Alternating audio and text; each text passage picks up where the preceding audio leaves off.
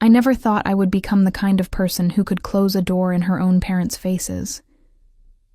But then again, I never thought they would choose a party over their granddaughter's life. The memory still burned like acid in my chest. 7 years had passed since I stood in that hospital corridor, phone pressed to my ear, begging my mother for help. 7 years since I heard her say the words that shattered whatever remained of our family bonds. 7 years since I buried my 2-year-old daughter, Sophia, in a cemetery plot I could barely afford. I was 27 now, living in Austin, Texas, in a modest apartment that smelled like coffee and old books. The February morning was unusually cold, and I wrapped my cardigan tighter as I sat at my kitchen table, staring at the financial reports spread before me. Numbers had become my refuge, my weapon, my path to something resembling peace. After Sophia died, I threw myself into accounting work with a fervor that bordered on obsession.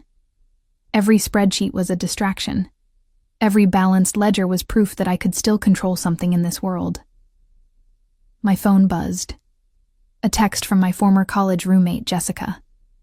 "Saw your parents at the country club yesterday. They asked about you. Told them you were doing great. Hope that's okay." I set the phone down without responding. Jessica meant well, but she did not understand. Nobody did. How could they? Most people could not fathom parents who would refuse to help save their grandchild's life, because the amount was unreasonable, and the prognosis was uncertain, yet somehow find it perfectly reasonable to spend nearly 3 times that amount on a debutante ball for their younger daughter. My younger sister, Celeste, had been 17 when Sophia was dying. She had been excited about her upcoming debutante season, chattering endlessly about dresses and dance lessons whenever she bothered to visit me. I did not blame Celeste, not really. She had been a child, sheltered and spoiled, with no concept of real consequences. But my parents were different. They were adults who made a choice. They looked at their dying granddaughter and saw a bad investment. They looked at their youngest daughter's social debut and saw something worth preserving. The specialists had been clear. Sophia needed an experimental treatment not covered by insurance. The cost was $74,000. Without it, she had months to live. With it, she had a fighting chance. Not a guarantee, but a chance. That was all I had asked for. A chance. I remembered my father's voice on the phone, measured and reasonable, explaining why they could not help. "Layla, we have to be practical. The doctor said the treatment might not even work.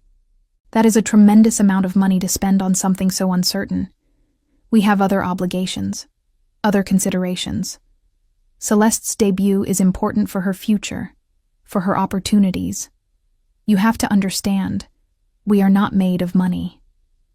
$210,000. That was what they eventually spent on Celeste's debutante ball 8 months after Sophia died. I knew the exact figure because my mother had complained about the costs in an email, somehow expecting sympathy. The email had included an itemized breakdown. The country club venue, the custom gown from a designer in New York, the catering for 300 guests, the orchestra, the flowers, the photographer, the crystal party favors. Every line item was a knife in my chest. I had not spoken to my parents since that email arrived. I blocked their numbers, returned their letters unopened, refused their attempts at reconciliation through mutual acquaintances. They had made their choice, and I had made mine. The morning light shifted, casting long shadows across my kitchen. I returned my attention to the financial reports before me. I worked as a senior accountant for a mid-sized pharmaceutical distribution company now, a job I had fought hard to obtain. After Sophia died, I spent 2 years barely functioning, working retail jobs and drowning in grief and debt. But I had clawed my way up, taking night classes, earning additional certifications, building a reputation for thoroughness and discretion. My current project was particularly complex.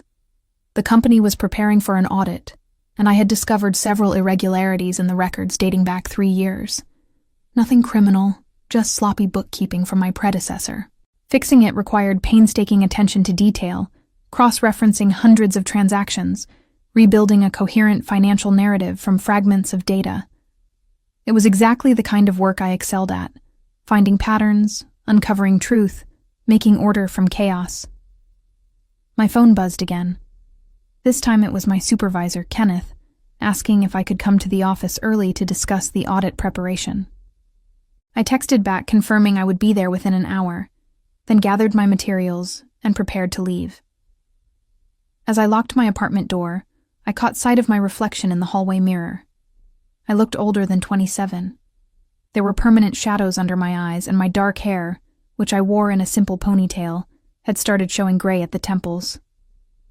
I had lost weight I could not afford to lose, and my clothes hung loosely on my frame. But my eyes were sharp, alert, calculating. They were the eyes of someone who had learned to survive. The drive to the office took 30 minutes through morning traffic.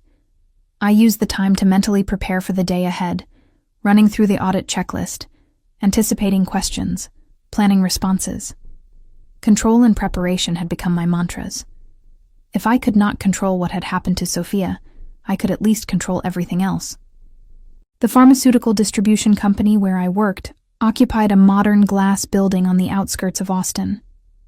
It was not glamorous work, but it was stable and well-paying, and it kept my mind occupied.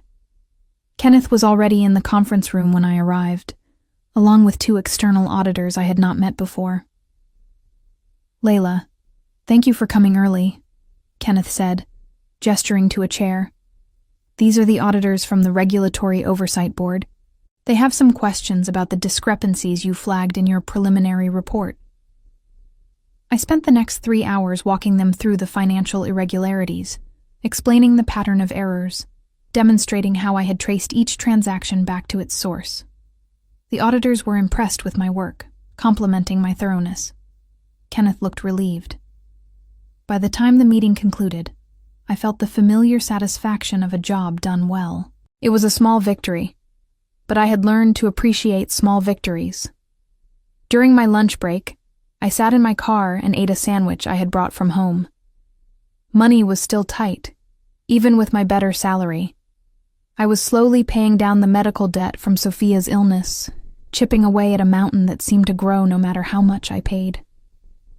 The hospital bills, the funeral costs, the credit cards I had maxed out trying to find any possible way to save her, all of it still haunted me. My phone rang, an unknown number with an Austin area code. I almost declined the call, but something made me answer. "Is this Layla?" The voice was female, older, tentative. "Yes. Who is this?" "This is Diane. I am a friend of your mother's. She asked me to reach out to you." I should have hung up immediately. Instead, I felt a cold fury settle in my chest. "Tell my mother I have nothing to say to her. Please, just listen for a moment. Your parents are desperate to reconnect with you. They miss you terribly. Your father has not been well, and your mother thinks the estrangement is making things worse. They want to make amends." "Make amends?" My voice was flat, emotionless.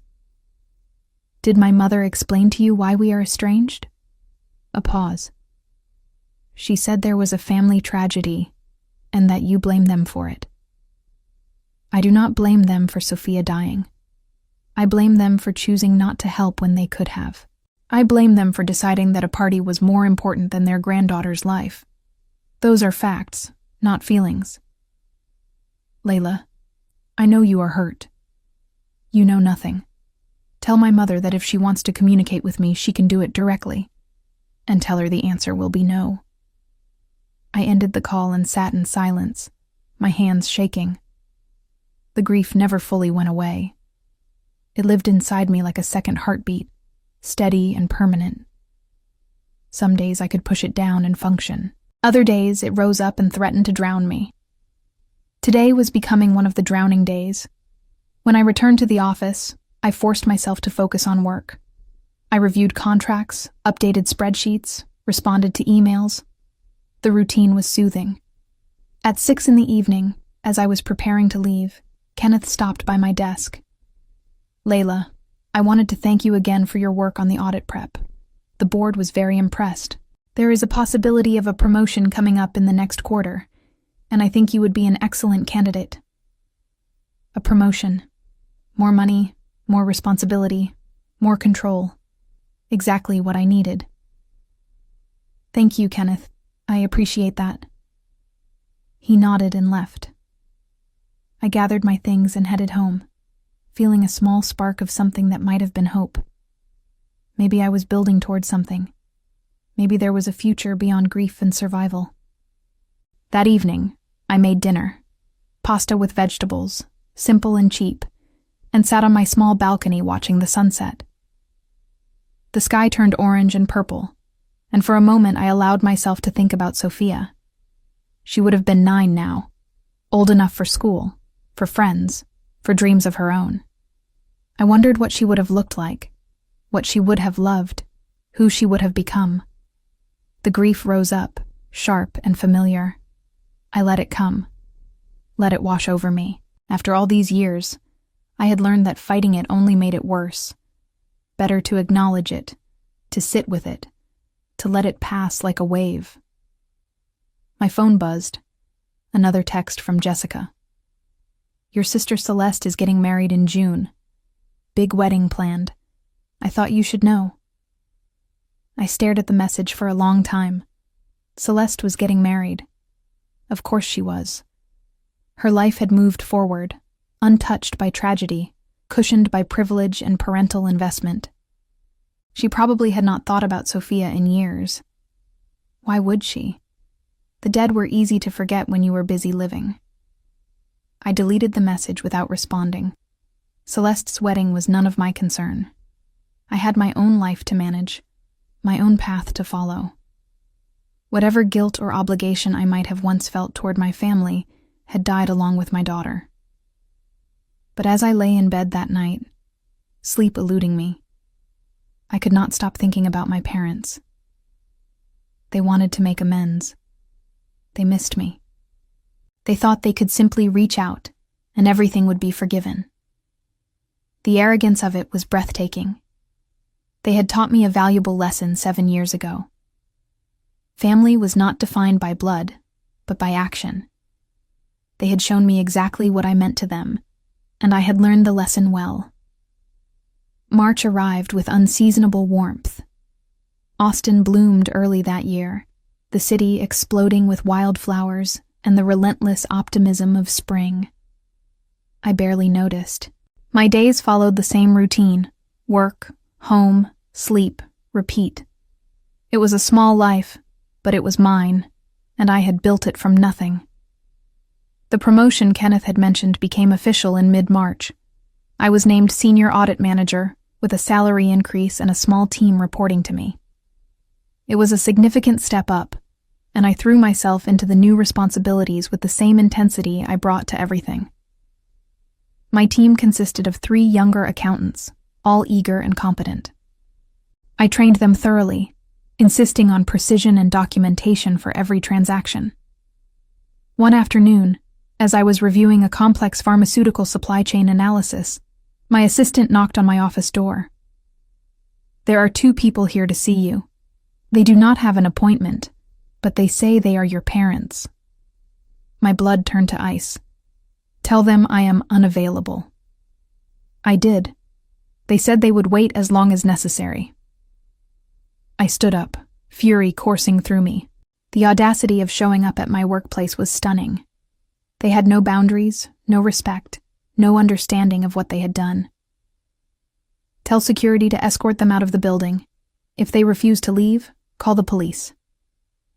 My assistant looked uncomfortable but nodded. She left, and I sat down, trying to control my shaking hands. They could not just appear in my life and expect access. They had forfeited that right. They had chosen Celeste's party over Sophia's life, and now they would live with the consequences.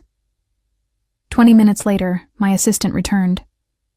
They left, but your mother left this envelope for you. I took the envelope without comment and set it aside. I did not open it that day or the next. It sat on my desk like a small bomb, contained but dangerous. Finally, after a week, curiosity got the better of me. I opened it during my lunch break, when I knew I would be alone. Inside was a handwritten letter from my mother, several pages long. Her handwriting was shaky, less elegant than I remembered. I began reading despite myself. My dearest Layla, I do not know how to begin this letter except to say that I am sorry. Your father and I are sorry. We have carried the weight of our decision for 7 years, and it has nearly destroyed us. Not a day goes by that we do not think about Sophia, about what we could have done differently, about the choice we made. We were wrong. We were selfish and short-sighted and cruel. We told ourselves that we were being practical, that we were protecting the family's resources, that the medical prognosis was too uncertain to justify such an expense. But the truth is, we were scared. Scared of losing everything, scared of being vulnerable, scared of admitting that we could not fix everything. And in our fear, we made the worst possible choice. We lost you, and we lost Sophia, and we have spent every day since living with that loss. The letter went on for pages, detailing their regrets, their attempts to process their guilt, their declining health and strained marriage. My father, apparently, had suffered a minor stroke the previous year. My mother had developed anxiety so severe she rarely left the house. Celeste, now 24, was planning her wedding and wanted me there. But my parents had not told her about our estrangement. They had maintained the fiction that I was simply busy with work, too overwhelmed to visit. The lies they told to preserve appearances were almost as offensive as the original betrayal. The letter concluded with a plea. We do not expect forgiveness. We do not deserve it. But we are begging you to allow us back into your life, even in the smallest way. We are your parents, and we love you, and we cannot bear this separation any longer.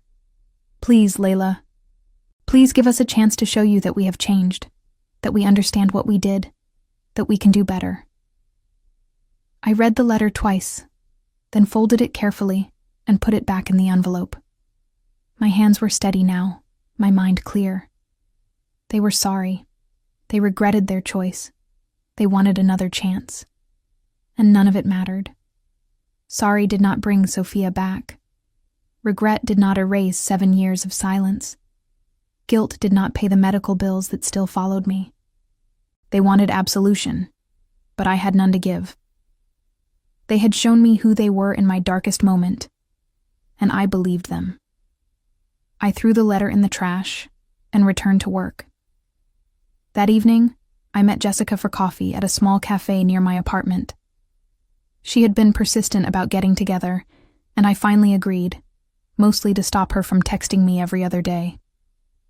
Jessica was one of the few people from my old life who had remained in contact, and even that relationship was strained. You look good, Jessica said as we sat down with our drinks. The promotion must be treating you well. It keeps me busy. Too busy for your family? She said it casually, but I caught the edge in her voice. Jessica, if you invited me here to lecture me about my parents, we can end this now. She held up her hands. I am not lecturing. I am just saying that life is short and grudges are exhausting. Your parents made a mistake. A mistake is forgetting someone's birthday. What they did was a choice. Fine, a choice. A terrible choice. But people can change. They can grow. I took a long sip of coffee, considering my words. When Sophia was dying, I called everyone I knew begging for help. I started a fundraising campaign online that raised less than $8,000. I sold everything I owned. I begged the hospital for payment plans, for charity care, for anything. And through all of that, my parents knew what was happening. They knew I was desperate, and they chose to save their money for a party instead. That was not a moment of weakness or poor judgment. That was a revelation of character. Jessica was quiet for a moment. Your sister wants you at her wedding. Celeste can want whatever she likes. I have no interest in celebrating with a family that let my daughter die. Celeste was not responsible for what your parents did. No, but she benefited from it. She got her expensive debut, her privileged life, her fairy tale wedding, all subsidized by Sophia's death. Jessica looked uncomfortable. That is not fair. Fair? I laughed, a harsh sound. Nothing about this is fair, but it is honest. We finished our coffee in awkward silence. As we were leaving, Jessica touched my arm. I know you are angry. You have every right to be.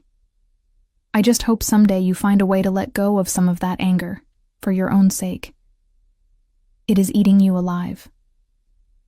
I did not respond. What could I say? The anger was all I had left. It kept me moving forward, kept me working, kept me from collapsing under the weight of everything I had lost. Without it, I was not sure what would remain. April brought unexpected complications. My father had another stroke, more severe this time, and was hospitalized. I learned this not from my parents, but from a distant cousin who called me out of the blue, assuming I already knew. The cousin, Patricia, was sympathetic, but confused by my lack of response. Are you planning to visit him? She asked. Your mother is beside herself. She needs family support right now. She has Celeste, I said simply. Celeste is busy with wedding planning. Your mother specifically asked for you. I felt nothing. No guilt, no concern, no flicker of familial obligation. 7 years ago, my daughter had been dying, and I had needed them. They had chosen otherwise. Now the situation was reversed, and they expected different rules to apply. The hypocrisy was staggering. I am sorry my father is ill, but I cannot help, I said, and ended the call. But the news bothered me more than I wanted to admit. Not because I cared about my father's health, but because it disrupted the careful emotional distance I had maintained. My parents had been abstract concepts for years, villains in a story I told myself to make sense of my pain. Now, they were real people again, aging and vulnerable, and that made everything more complicated. I tried to focus on work, but my concentration was fractured.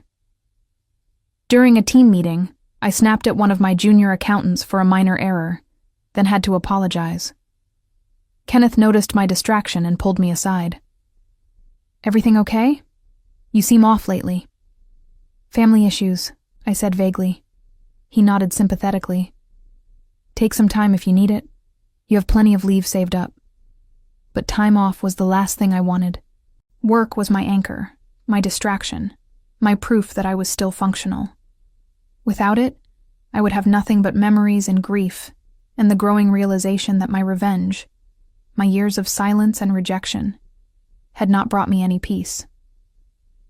That weekend, I did something I had not done in months.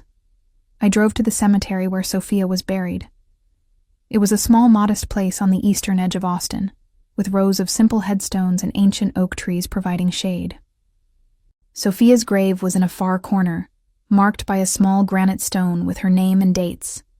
Sophia Grace. Born March 12th. Died September 7th. I sat on the grass beside her grave and tried to remember her face. 7 years had blurred the details. I could recall impressions. Her dark curls, her laugh, the way she clutched her stuffed rabbit. But the specifics had faded. I had photographs, of course, but they felt increasingly like pictures of someone else's child, someone else's life. I do not know what to do, I said aloud to the stone. They want back in, and I want them to suffer. But nothing I do makes me feel better. I thought keeping them out would be enough, but it is not. The stone offered no answers. The wind rustled the oak leaves. A bird sang somewhere nearby. Life continued, indifferent to grief and anger and the impossible weight of loss. I stayed until the sun began to set, then drove home in silence. That night, I made a decision. I would not reconcile with my parents. I would not forgive them, but I would find a way to make them understand, truly understand, what their choice had cost. Not just me, but them.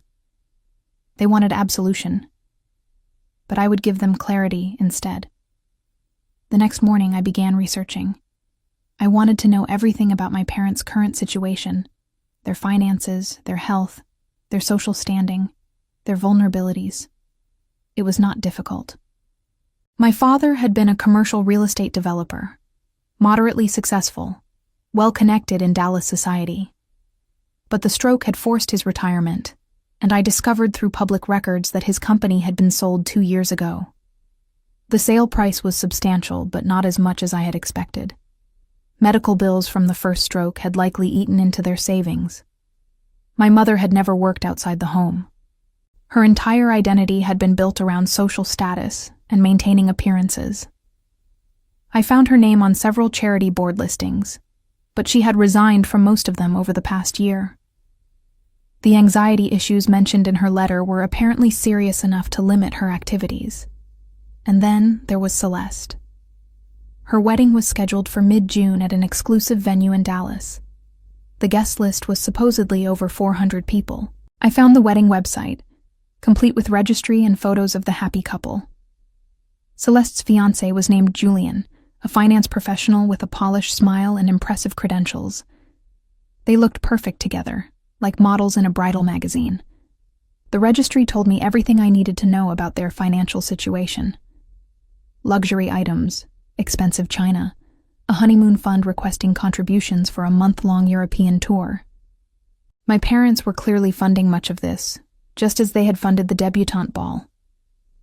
Old habits died hard. An idea began forming. It was petty and cruel and exactly what they deserved. I spent the next week refining the plan, working through the details, anticipating obstacles. The beauty of it was its simplicity. I would not need to lie or manipulate. I would only need to tell the truth at the right moment, to the right people, in the right way. By the end of April, my father was home from the hospital, recovering slowly. Patricia called me again with updates I had not requested.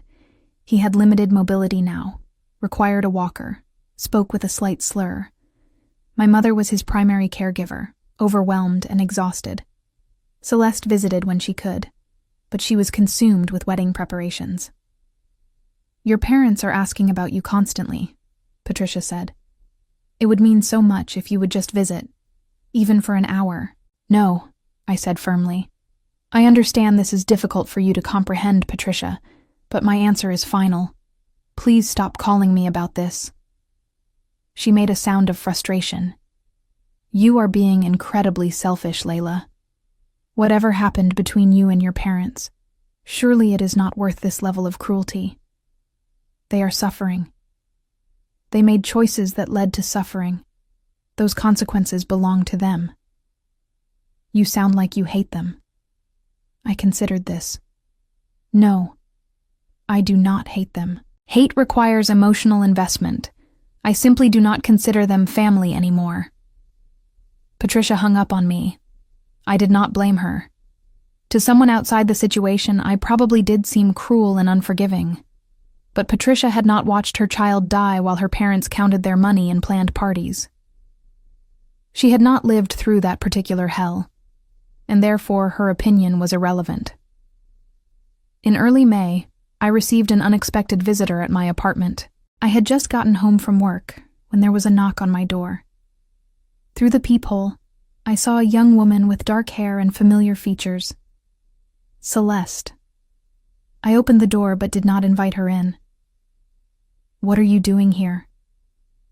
She looked nervous, younger than her 24 years. "I need to talk to you. Please, Layla. Just a few minutes." Against my better judgment, I stepped aside and let her enter. My apartment was small and sparsely furnished, a stark contrast to the luxury she had grown up with. She looked around with barely concealed surprise, probably wondering how her sister had ended up living like this. "How did you find my address?" I asked. "I hired someone, a private investigator. I needed to see you." I folded my arms across my chest. "Why?" "Because you are my sister, and I miss you. and I am getting married in 6 weeks, and I want you there." The words came out in a rush. "I know you are angry at Mom and Dad. I know something happened years ago that made you cut them off. But whatever it was, surely we can move past it. You are my only sister. I want you at my wedding." I stared at Celeste, this stranger wearing my sister's face. 7 years had changed her from a selfish teenager into a poised young woman, but the fundamental disconnect remained. She had no idea what had happened. My parents had never told her the truth. "What did they tell you about why I stopped speaking to them?" I asked. She shifted uncomfortably. "They said you were going through a difficult time after your daughter passed away, that you needed space to grieve, and blamed them unfairly for not being able to help more. Mom said you were angry because they could not drop everything to support you financially, that they had other obligations." The rage that rose in me was cold and clarifying. Of course they had lied. Of course they had reframed their monstrous choice as reasonable boundary setting. They had protected their image, even to their own daughter. "Sit down," I said. "If you want to understand why I will never attend your wedding or speak to our parents again, I will tell you the truth. But once I tell you, you cannot unhear it." Celeste sat on my threadbare couch, her designer handbag clutched in her lap. I remained standing, needing the physical advantage. When Sophia was 2 years old, she was diagnosed with a rare genetic disorder. The doctors said she had maybe 6 months without treatment. There was an experimental therapy available that could potentially save her life, or at least extend it significantly.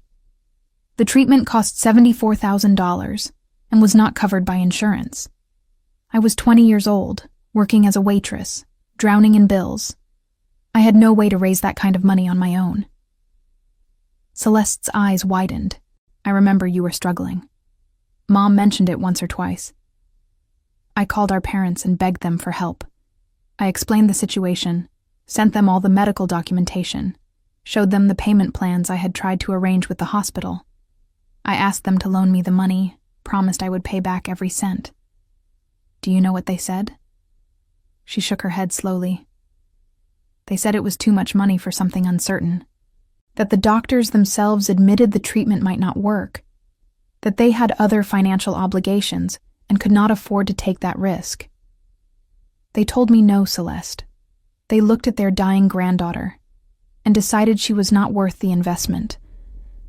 Celeste's face had gone pale. "That cannot be true. They would not—" "Sophia died 8 months before your debutante ball. That ball cost $210,000. I know because Mom sent me an itemized list complaining about the expenses. She expected sympathy. Instead, she showed me exactly what they valued more than their grandchild's life. The silence that followed was absolute." Celeste sat frozen, her knuckles white where she gripped her handbag. When she finally spoke, her voice was barely a whisper. "I did not know. They never told me any of this. I thought you were just angry about normal family stuff, that you were being dramatic and holding a grudge over nothing. They lied to you to protect themselves. They have spent 7 years maintaining the fiction that I am the unreasonable one, that I am cruel for cutting them off. But I am not cruel, Celeste. I am simply holding them accountable for their choices." She was crying now, tears streaming down her face. "I would have given you the money. If I had known, if anyone had told me, I would have done something. I was just a kid, but I would have tried. I know. And I did." Celeste had been thoughtless and privileged, but not malicious. She had been a child, protected from ugly truths by parents who preferred comfortable lies. But you were not the one who made the decision. They were. She wiped her eyes with shaking hands. "What do you want me to do? Tell them I know? Cancel the wedding? I do not understand what you want from me." "I do not want anything from you. You came here looking for answers, and I gave them to you. What you do with that information is your choice." Celeste stood up abruptly, agitated. "This is insane. My whole life has been a lie. Every time they talked about family values, about taking care of each other, about being there for the people we love, all of it was bullshit. They let your baby die so they could throw me a party. Oh my God, oh my God. She was spiraling, hyperventilating. Part of me felt bad for her. This was not her fault. But another part of me, the hard, bitter part that had been forged in grief and betrayal, felt satisfaction. Let her feel a fraction of what I had felt. Let her understand the weight of what our parents had done. Breathe, I said, more gently. Sit down and breathe. She sat, forcing herself to take deep breaths. After a few minutes, she looked up at me with red-rimmed eyes. Are you going to do something? To them, I mean. At the wedding or before? I had not planned to. I have no interest in your wedding, Celeste. I was going to let you have your perfect day and continue living my separate life. But if you are asking whether I think they deserve to face consequences for what they did, then yes. Absolutely. Will you help me understand? She asked. I need to process this. I need someone who knows the truth. I hesitated. I had built my life on distance and isolation, on cutting off everyone connected to my old family. Letting Celeste in, even slightly, felt dangerous. But she was a victim of our parents' lies too, in her own way. And there was something appealing about having an ally, however unexpected. I can do that, I said finally. But understand this.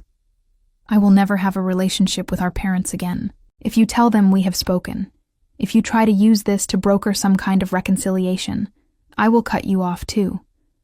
My boundary is non-negotiable. I understand, she said quietly. Can I ask you something? Do you ever forgive people who hurt you? I thought about it. I do not know. No one has ever hurt me as badly as they did, and then actually tried to make amends in a meaningful way. Sorry is easy. Changed behavior is hard. Our parents want forgiveness without change, absolution without accountability. That is not forgiveness. That is just enabling. Celeste nodded slowly.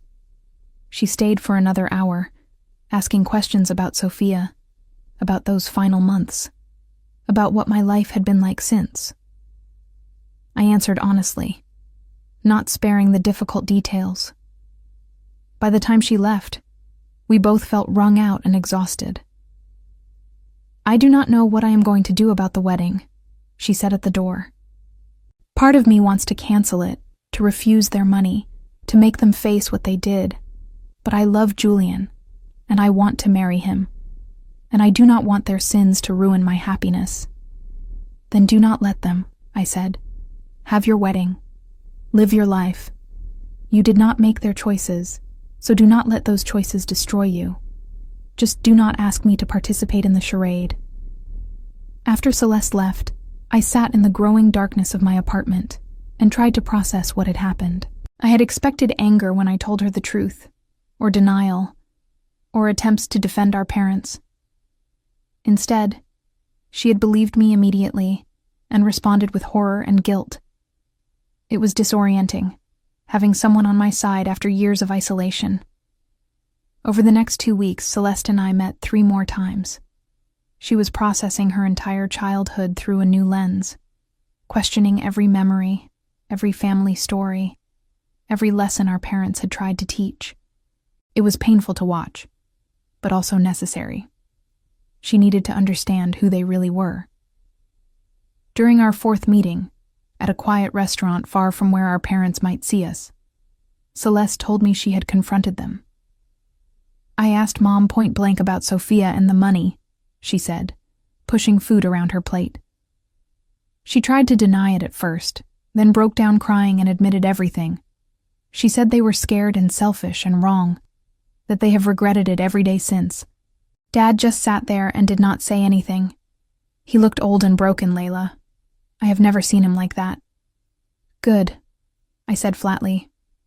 I told them I knew about the debutante ball costs, about the lies they told me. Mom tried to explain that the situations were different, that the ball was important for my future. I asked her how my future was more important than a baby's life. She did not have an answer. I felt a fierce satisfaction hearing this. My parents had been confronted with their lies, had their comfortable narratives stripped away.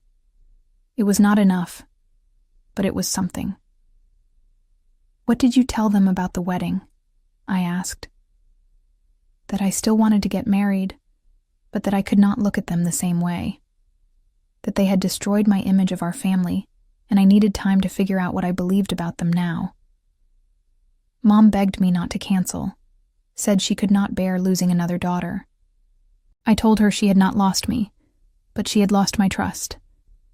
How did that feel? Awful. Necessary. Like lancing an infected wound. Celeste took a long drink of water. "I have been thinking about what you said, about forgiveness requiring changed behavior. I do not think they can change. They are too invested in seeing themselves as good people who made one bad decision under pressure. They cannot accept that their choice revealed something fundamental about their character." I nodded. This was exactly right. My parents wanted to frame their decision as an aberration, a moment of weakness, rather than accept it as a true reflection of their values. People who genuinely changed did not make excuses. They did not minimize. They did not ask their victims to move on for the sake of peace. "Are you going to tell Julian?" I asked. I already did. He was horrified. He wanted to call off the wedding, refuse their money, make them face consequences. But I talked him down. My revenge is not going to be dramatic or public. It is going to be slow and permanent. They can fund my wedding, but it will be the last thing they ever do for me. After this, I am done. No more Sunday dinners, no more holidays, no more pretending we are a happy family. They will get to watch me live my life from a distance, knowing they destroyed any chance of real connection. It was a measured adult response, and I respected it. Celeste was not me. She had not lost a child. Her pain was different. Her path to healing would be different, and she was entitled to handle it in her own way. "I am proud of you," I said, surprising myself, "for facing the truth. That takes courage." "I learned from watching you," she said. "You refused to pretend everything was fine. You held the line even when everyone told you to let it go. That is strength, Layla. I want that kind of strength." We talked for hours that night, sharing memories and wounds and tentative plans for separate futures. By the time we parted, something had shifted between us. We were not close exactly, but we were not strangers anymore either. We were two women who had survived the same toxic family, and were learning to build lives beyond that damage. In early June, with Celeste's wedding approaching, I made a decision. I would send a gift, not to celebrate the marriage, but to make a point. I commissioned a custom photo book through an online service. It contained pictures of Sophia, from birth through her final days in the hospital. Each page was labeled with dates and simple captions. The first page read, "Sophia Grace, March 12th through September 7th. Beloved daughter, granddaughter, and piece of my heart." The final page contained a single line. "The cost of saving her life, $74,000. The cost of a debutante ball, $210,000. Some choices reveal character." I had it delivered to my parents' house 1 week before the wedding, addressed to both of them. I did not include a note or return address. The book would speak for itself. Celeste called me the day it arrived. Mom opened it at breakfast. She collapsed. Dad had to help her to the couch.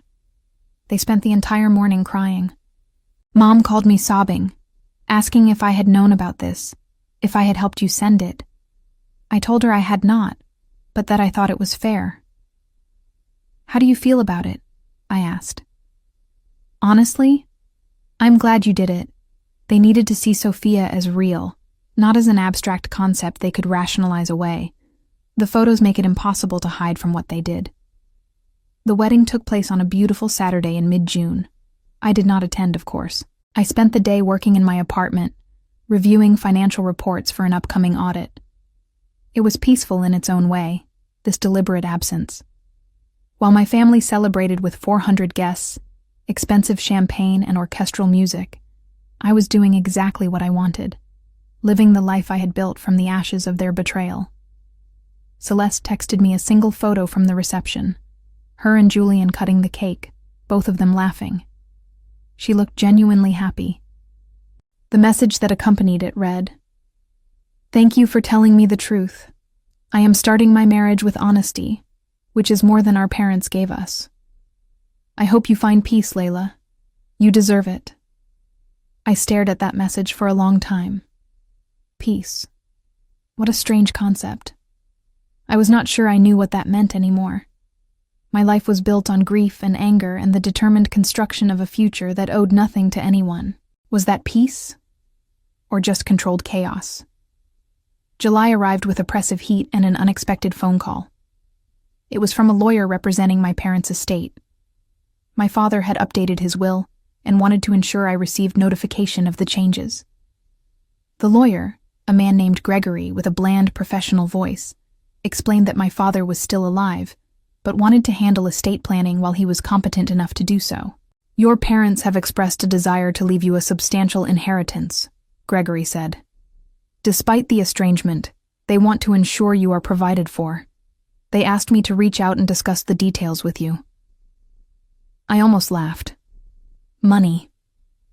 After all these years, after everything they had done, they thought money would fix it. They thought they could buy redemption with an inheritance, could purchase forgiveness from beyond the grave. "I do not want their money," I said clearly. "Please remove me from the will entirely. Leave everything to Celeste or donate it to charity. I want nothing from them."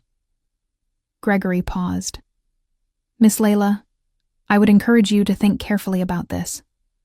The amount in question is significant, potentially over $1 million after the estate is settled. That kind of financial security could change your life. My answer is final. Draw up whatever paperwork is necessary to remove me as a beneficiary. I will sign it and return it within the week." "May I ask why?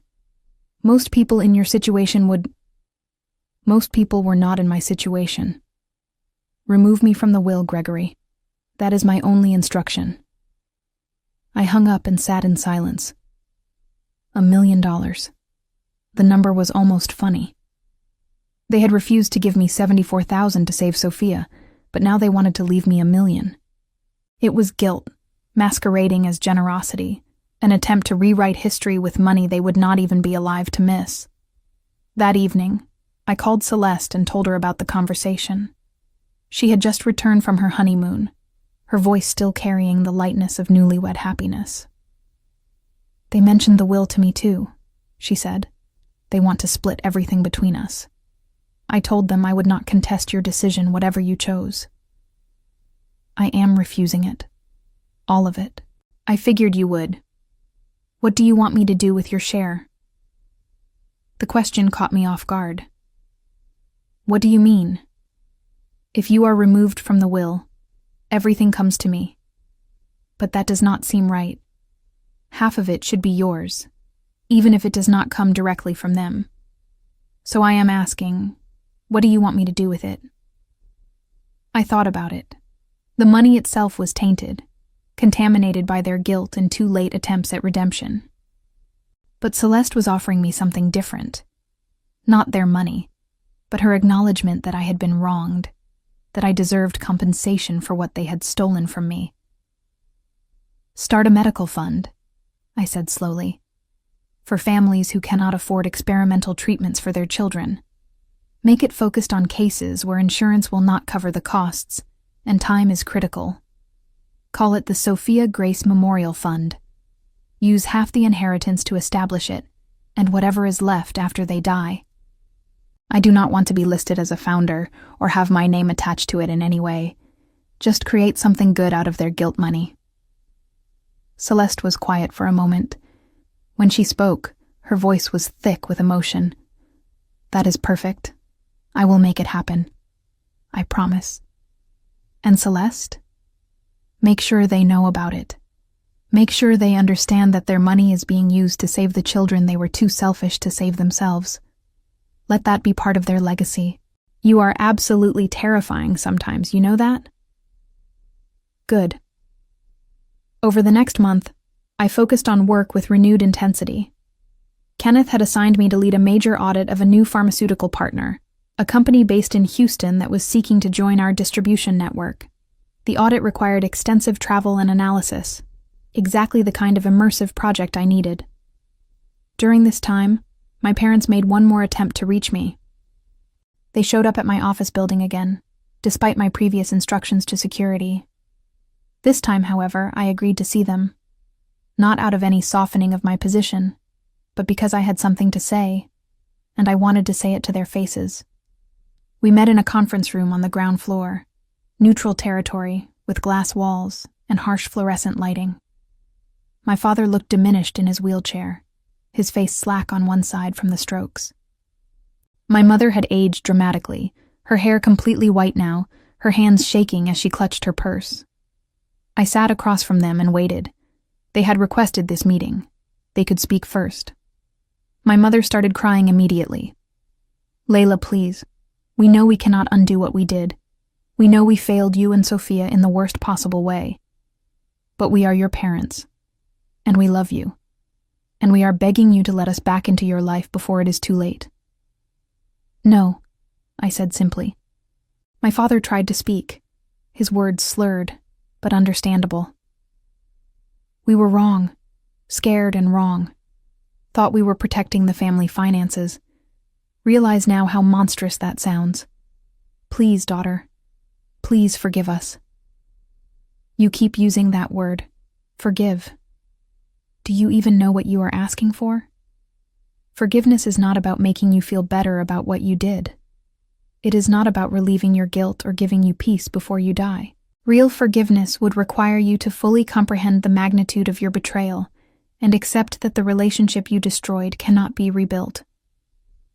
My mother shook her head desperately. "We do comprehend it. We think about it every single day. Sophia's face haunts us. The choice we made haunts us. We are drowning in regret. And yet, given the choice again, I do not believe you would choose differently. Because the same values that led you to refuse $74,000 for your granddaughter are the values that led you to spend $210,000 on a party. You value appearances over substance, social standing over family, and your own comfort over everyone else's survival. Those are not traits that change with age or regret. Those are fundamental character flaws." My father made a sound like a sob. "What can we do? Tell us what we can do to make this right." "Nothing. There is nothing you can do. Sophia is dead. Those years I spent drowning in grief and debt, while you planned parties and maintained your social status, are gone. The relationship we might have had was destroyed the moment you said no to helping your dying granddaughter. These are consequences, and consequences are permanent." My mother reached across the table as if to take my hand. I pulled back sharply. "Do not touch me." "Then what was the point of this meeting?" she asked, her voice breaking. "If you will not forgive us, if nothing we do matters, why agree to see us at all?" "Because I wanted to look you in the eyes and tell you that I do not forgive you. I wanted you to see that I have built a good life without you, that I have become successful and strong and complete despite your abandonment. I wanted you to understand that your guilt is yours to carry, not mine to relieve. And I wanted you to know that when you die, I will not attend your funerals. I will not mourn you. I will not remember you fondly. You will simply be people I used to know, who taught me a valuable lesson about the difference between biology and family." The words landed like physical blows. My mother crumpled, sobbing into her hands. My father stared at me with an expression of absolute devastation. And I felt nothing. Not satisfaction, not vindication, not even anger anymore. Just a cold, clear certainty that this was justice. I stood to leave, but my father raised his shaking hand. "The photo book. The one you sent before Celeste's wedding. We have looked at it every day since it arrived. Every single day we sit together and look at our granddaughter's face and remember what we did. Good, I said. That is appropriate. Is that what you wanted? My mother asked through her tears. For us to suffer? Are you satisfied now? I did not send that book to make you suffer. I sent it to make you remember. You had made Sophia abstract, a sad event in the past that you could rationalize away. The photos made her real again, made you confront the actual human cost of your choice. That is not revenge. That is accountability. We are dying, Layla, my father said. Both of us, in different ways. Your mother's anxiety has destroyed her health. My strokes will eventually kill me. We have lost everything that mattered. Our daughter, our granddaughter, our self-respect, our peace. Is that not enough punishment? It is not about punishment. It is about natural consequences. You made a choice that revealed who you are. I made a choice to remove you from my life based on that revelation. These are simply the results of our respective decisions. My mother looked up at me with red, swollen eyes. When did you become so cold? You used to be such a warm, loving person. What happened to that girl? She died in a hospital room 7 years ago, begging her parents for help that never came. What you see now is what survived. I left the conference room without looking back. Security escorted my parents from the building, and I returned to my office. My hands were steady as I gathered my materials for the Houston audit. My mind was clear. The meeting had been necessary, a final severing of whatever phantom connection might have remained. That evening, Celeste called. They told me about the meeting. Mom was hysterical. She said you were cruel and heartless. I was honest. I know. That is what terrified them. They expected anger they could respond to, emotion they could work with. Instead, you gave them cold truth, and they have no defense against that. How do you feel about all of this? I asked. Honestly. Celeste sighed. Conflicted. They are still my parents, and I still love them in some damaged way, but I cannot unsee what you showed me. I cannot pretend their choice was reasonable or forgivable, so I am maintaining a relationship, but it is surface level. I see them once a month, talk about safe topics, leave before things get deep. It is the best I can manage. That is fair. You get to choose your own path. I talked to a lawyer about the medical fund. We can establish it as a non-profit within 6 months. I am putting in $500,000 now, from my own savings and wedding gifts. When Mom and Dad die, the rest of the inheritance will go into it as well. We should be able to help at least 12 families a year, maybe more. Tears stung my eyes unexpectedly.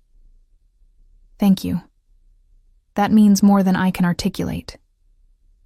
Sophia deserved better. This will not bring her back, but maybe it prevents other families from experiencing what you went through. That has to count for something. After we hung up, I sat on my balcony and watched the Austin skyline light up against the darkening sky. The medical fund was not revenge exactly. It was transformation. Taking something poisonous and alchemizing it into something helpful. My parents' guilt money, which they had tried to use to purchase forgiveness, would instead save the children they had been too selfish to save. The Houston audit consumed the next 6 weeks. I traveled back and forth, led a team of 4 accountants, uncovered significant regulatory compliance issues, and ultimately recommended against the partnership. It was high-profile work, and Kenneth made it clear that this success had positioned me for further advancement. By late September, I was promoted again, this time to director level with a substantial salary increase and equity in the company. I was 34 years old and financially stable for the first time since Sophia died. The medical debt was finally paid off. I moved to a better apartment, nothing extravagant, but comfortable and safe. I bought new furniture, simple but well made. I started saving money, building a future that belonged entirely to me. On September 7th, the anniversary of Sophia's death, I took the day off work and drove to the cemetery. 7 years. She had been dead now for longer than she had been alive. The thought was devastating in its own way. I sat by her grave and talked to her, updating her on everything that had happened. The confrontation with my parents, Celeste's transformation, the medical fund being established in her name, my career success. I told her about the life I had built from the ruins of losing her, about how I had survived when I thought survival was impossible. I do not know if this counts as healing, I said to the small granite stone. I do not know if I will ever be truly okay, but I am still here, and I am building something that matters. That has to be enough. The wind rustled the oak leaves, and for just a moment, I felt something like peace. Not happiness, not closure, but a quiet acceptance of reality. Sophia was gone. My parents had failed her and me. Those were facts, unchangeable and permanent. But I had taken those facts and built a life anyway. I had taken their betrayal and transformed it into boundaries, their guilt into accountability, their money into help for other families. That evening, I received an email from Gregory the lawyer. My parents had finalized their will, removing me as a beneficiary as requested. Everything would go to Celeste, with the understanding that half would fund the medical nonprofit. The email included a short note from my father, dictated to Gregory because his hands shook too badly to type. Layla, we respect your decision and will honor your wishes. We failed you in every way that matters.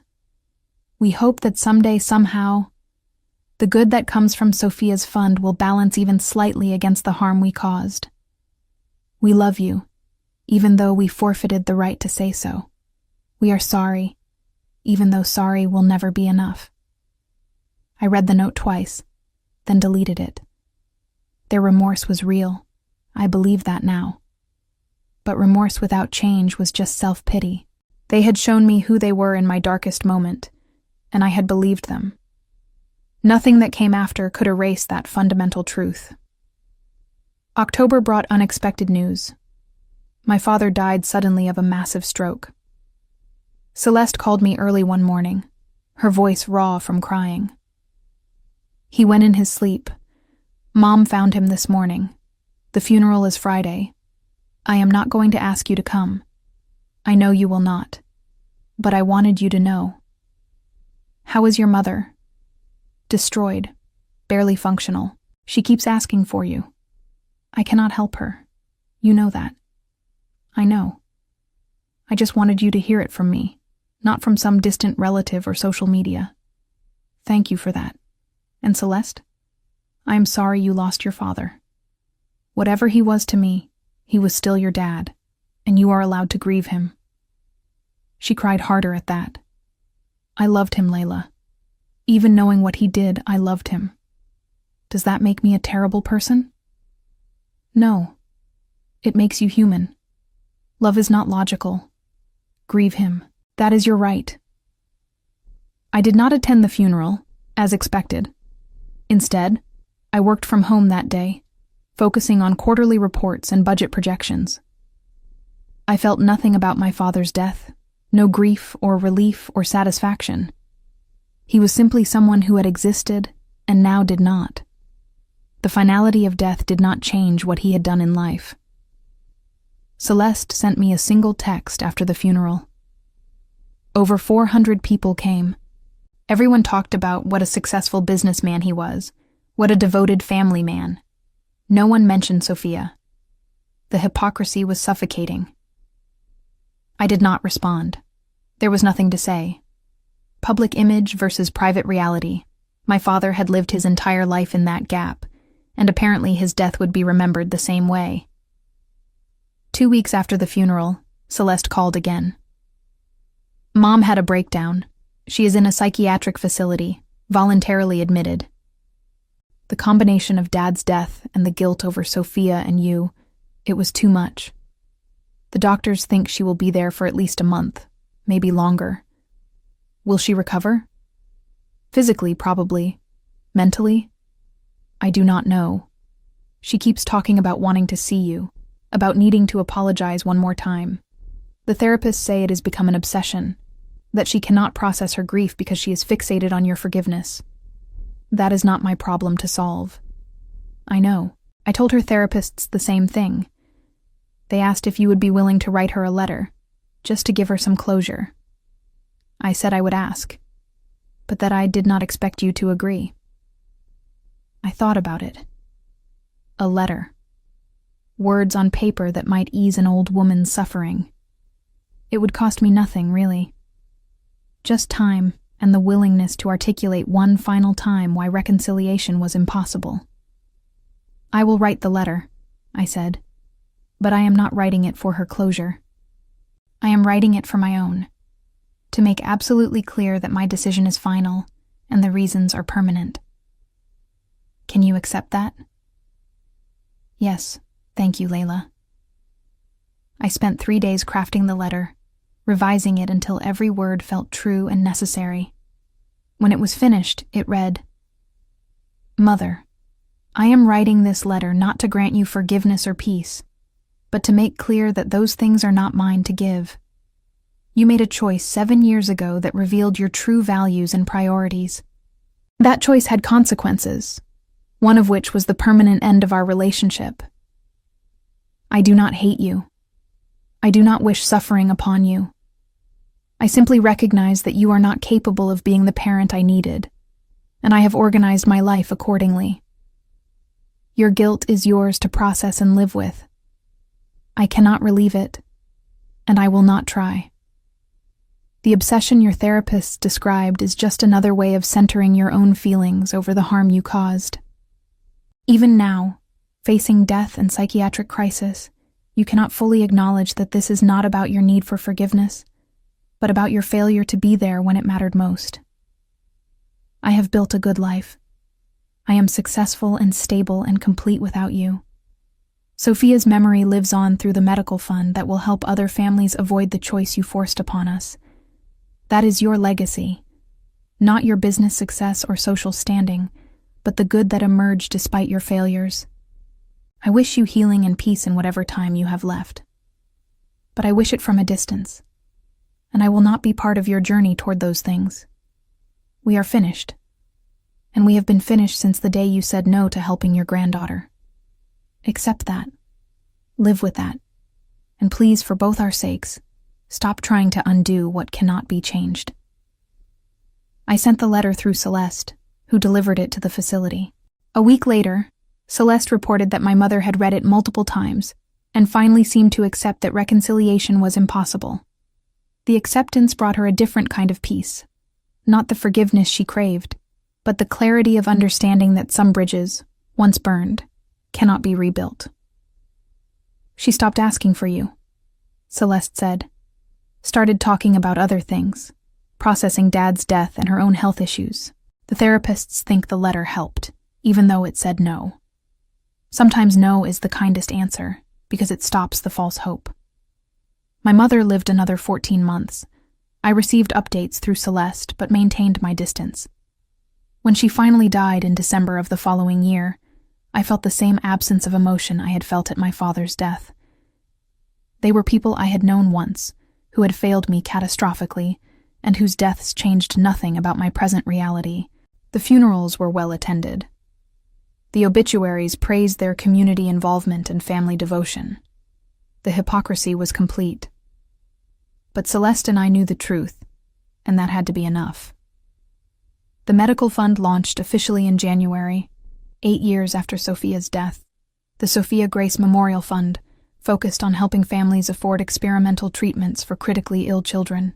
Celeste served as executive director, managing the donations and grant applications with fierce dedication. In its first year, the fund helped 11 families, covering treatment costs that ranged from $40,000 to $150,000. 3 of those children went into remission. 2 made full recoveries. The others gained precious additional time with their families. Celeste sent me updates and photos, which I saved in a private folder on my computer.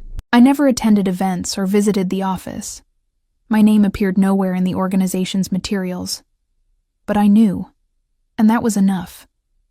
I was 35 years old, director of financial operations for a major pharmaceutical distribution company, living comfortably in Austin.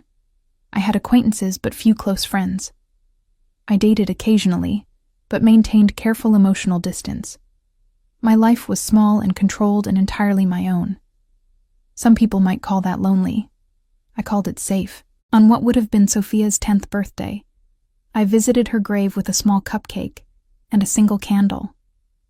I lit the candle, made a wish on her behalf, and sat in silence as the sun set over the cemetery. The grief was still there, would always be there, but it no longer controlled me.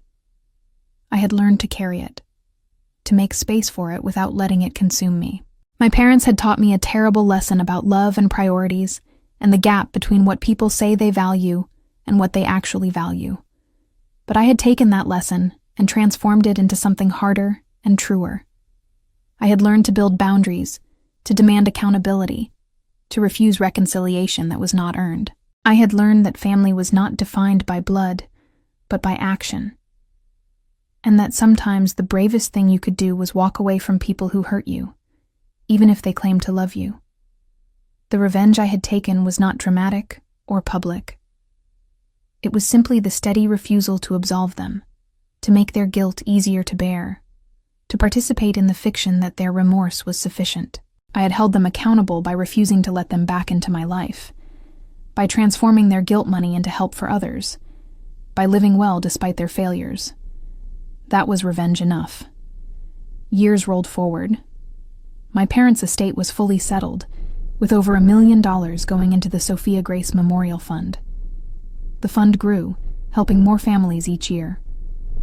Celeste and I maintained a cordial relationship, meeting for coffee every few months, texting occasionally. We were not close, but we were honest with each other, and that counted for something. I continued building my career, earning promotions and respect. I bought a small house eventually, adopted a rescue dog, planted a garden in Sophia's memory.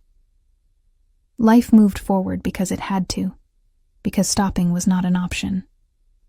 My parents had died as they lived, seeking absolution they never earned, wanting credit for remorse without change. The consequences of their choice followed them to their graves and beyond. They lost both daughters in different ways, died isolated from the family they claimed to value, and left behind a legacy defined more by what they refused to do than by what they accomplished. The people at their funerals praised their public personas while remaining ignorant of their private failures. But Celeste and I knew the truth, and we ensured that truth shaped their ultimate legacy through the medical fund bearing Sophia's name. As for me, I learned that revenge does not always look like destruction. Sometimes it looks like survival, like building a good life from terrible circumstances, like refusing to carry other people's guilt. Sometimes revenge is simply living well and demanding that the people who hurt you face the consequences of their choices without your help or forgiveness. I would never fully heal from losing Sophia or from my parents' betrayal. But I had learned to build a life anyway, to find meaning in work and small pleasures, and the knowledge that other children were being saved because of what I had lost. That was not happiness, exactly, but it was something close enough to peace that I could live with it. And in the end, living well, despite everything, despite them, despite the grief that never fully faded, was the most complete revenge I could have taken.